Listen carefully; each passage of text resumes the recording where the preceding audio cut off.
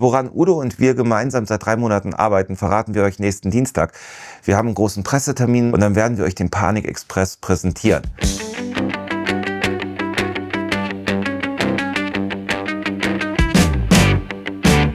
Udo und Hamburg, das gehört einfach zusammen. Udo ist seit fast 60 Jahren in der Stadt, ist Ehrenbürger von Hamburg und ist seit Johannes Brahms der zweite Musiker, der diesen Titel bekommen hat. Und wir, das Wunderland, sind mittlerweile auch Teil Hamburgs geworden. Udo wird dieses Jahr 80, wir werden 25 und da lag die Idee doch einfach auf der Hand, dass wir zusammen etwas machen. Die ganze Life-Story ist ja so eine Art Zeitreise, ne? Udo fand die Idee super, wir fanden die Idee super und da war klar, wir müssen uns treffen. Das war Ende November. Freddy und ich sind dann mit dem Fahrrad rüber ins Atlantik gefahren, dachten, vielleicht treffen wir Udo ganz kurz mal auf einen Kaffee und dann wurden wir hochgebeten. Dann durften wir in seine Suite, haben uns neben ihn gesetzt und haben angefangen zu reden. Und das war ein total tolles Gespräch. Dann sind wir durch Udos wirklich bewegtes Leben gegangen. Aus Corona nach Tripoli. Ich war ein ganzes Jahr da, so die Haare so Mackie, weißt du, ne, wie die Astronauten und so, ne? Und haben geschaut, wie können wir das im Wunderland nachbauen. Und da ist die Idee des Panik Express entstanden. So gesehen macht man ja mit dem Zug, das ist auch eine Reise durch die ganze Zeit, ne? In diesem Fall war die Idee ganz simpel. Bei Udo spielt der Sonderzug nach Pankow in der Biografie natürlich eine ganz große Rolle. Bei uns im Wunderland sind Züge auch nicht ganz so unwichtig. Und da war klar, es muss etwas mit einem Zug sein.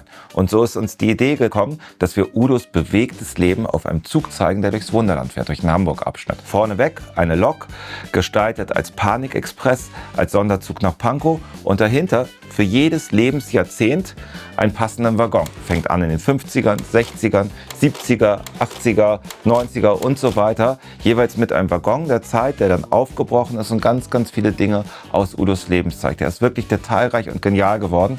Aber was genau zu sehen ist, erfahrt ihr nächsten Sonntag im Detail. Nach dem ersten Treffen im Atlantik kam das zweite Treffen im Atlantik. Wir haben telefoniert und hatten dann relativ schnell das Konzept zusammen. Und dann hat ein kleines Team, Talke, Yoshi, Jackie, Olaf, angefangen zu bauen.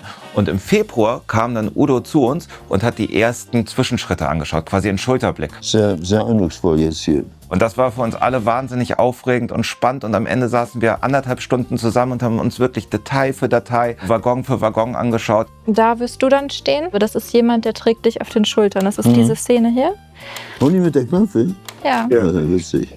Und dieses Projekt hat einfach so viel Spaß gemacht, weil es mal so anders war. Halt nicht einfach nur einen Zug zu bauen und möglichst originalgetreu, sondern einfach einen Originalzug dann irgendwie künstlerisch zu öffnen, Symbole reinzusetzen, das Leben von Udo reinzusetzen, ist für uns und die Gäste schön zu bauen, für Udo schön zu bauen, dass Udo stolz sein kann, dass wir stolz sein können. Und das ist uns gelungen. Und was gerade passiert, ist der absolute Wahnsinn. Wir haben nächsten Dienstag den Präsentationstermin, haben Presse dazu eingeladen und wir werden überrannt.